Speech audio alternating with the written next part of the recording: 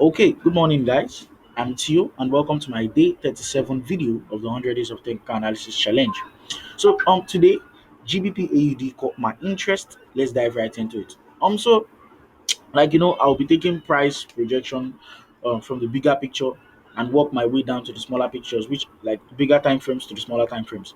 So on GBPAUD, what do I see? Like during this whole period, we've been bearish. Like the whole price projection at all has been bearish to the downside. Then at a certain point in time, this was like the least significant area of structure. And what did we have? We had a major breakout, then price came back for a retest at that significant area of structure, then up and away to the moon. Okay, so that's just like um an intake of what is happening on GBP AUD. So let's deal with relevance in price now. Dealing with the whole thing happening on my right hand side. Let's look at this price projection at this angle. So this was a significant area of structure on GBPAUD. And what do we see here? Price acted as support and now it's acting as support. But let's try to go further back into price and see what really happened at this significant area of structure. Okay, so looking at this area of structure right here, price acted as resistance, support, broke through, acted as resistance, acted as resistance, now support. So what I expect is the same reaction that price did at every support, I would expect the same to happen at this area of structure. Now let's mark that out again. Resistance, support, resistance, resistance, resistance, support, support, and support. So I expect the same thing, possible projection of price to the upside. Now with that known, my bias from the monthly view is to go long on GBPAD. But I can't just go long, I still need to work my way down to the lower time frames.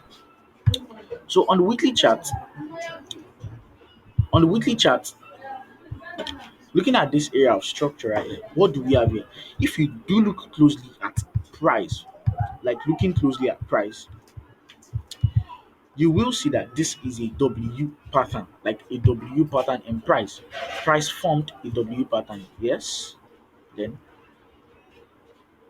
we had a retest of the net line and we expect price to go to the upside. Now, real quick, in most of my videos, you might have seen me talk about the M and W pattern over and over again, and I would still do well to talk about it because like it's the foundation of my trading approach. So I said when a W pattern forms, we expect price to come back to the net line, then project to the upside in the expected direction.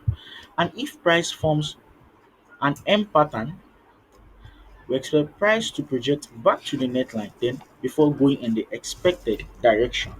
So with this known, you can actually understand that when these patterns form, these are the things you need to look out for.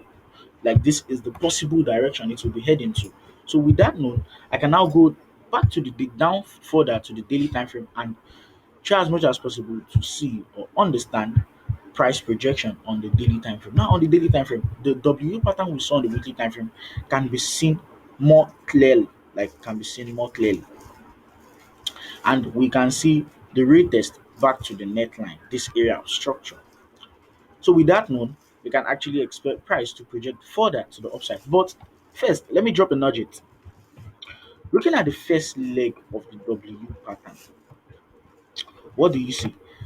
A pattern within a pattern. When the first leg formed, you can see that within the first leg, we had this minor W pattern down here.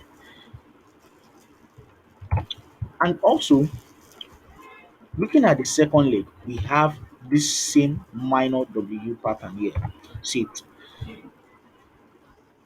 So at this point, we had the retest which never really did get to the net line, and price consolidated, or price is still in consolidation. Now, the concept behind the pattern within a pattern is just for more confluences. So, like my confluences on this currency pair now is the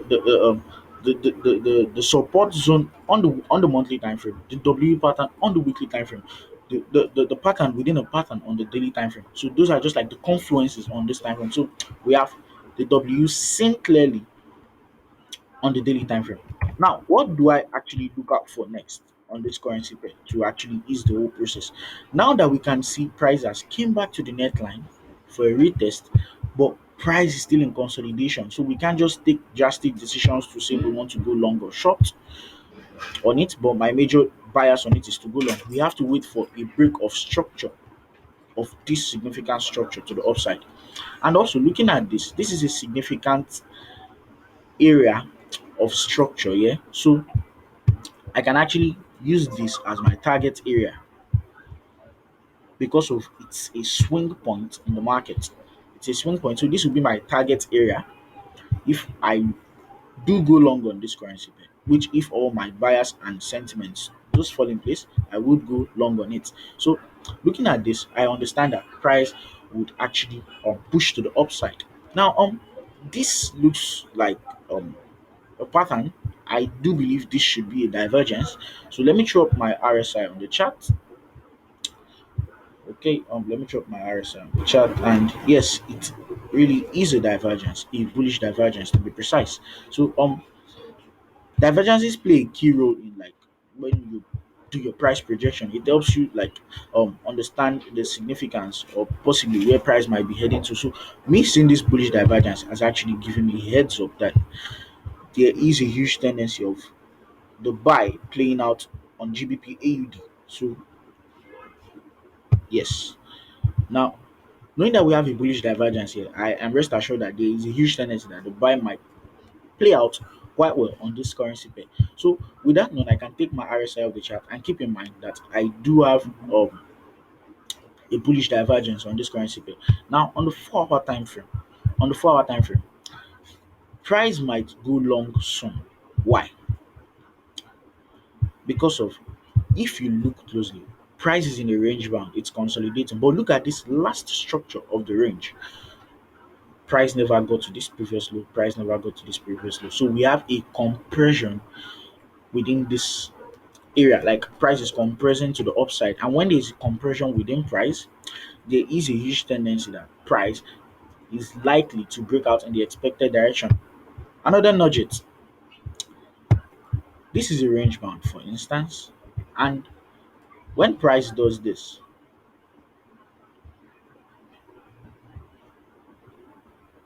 fails to get to the last area of structure, pushes, fails to get to the last area of structure, pushes, oh, sorry about that, then pushes, fails to get to the last area of structure, and all of a sudden, we just have a breakout. Like price compressed back into this area of structure. So the breakout will occur and price will just move in the expected direction. Now, this is vice versa. It does happen also in the opposite way. Like if it's a downtrend, it will happen that way.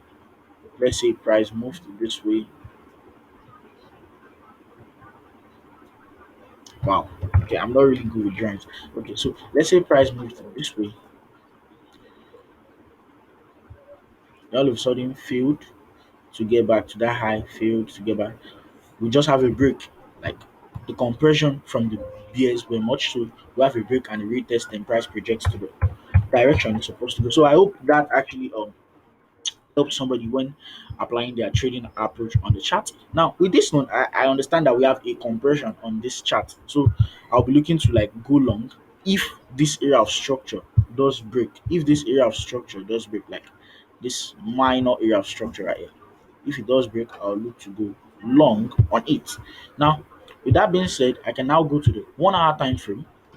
On the 1 hour time frame, we have this minor W pattern right here. So it's all about confluences. This is a minor W pattern. With this minor W pattern, price has already came back to the net line. So we expect price to project to the upside. So there is a tendency that price might project to the upside at this area and break this minor level, then come back for a retest at it before it projects majorly to the upside. So I will be looking to go long on GBPUD. And also if I do throw my fibs on this chart, price could actually have reacted off the 61.8 fib level. Yes, it rejected off the 61.8 fib level, a significant fib level. So That is my bias on GBPAUD.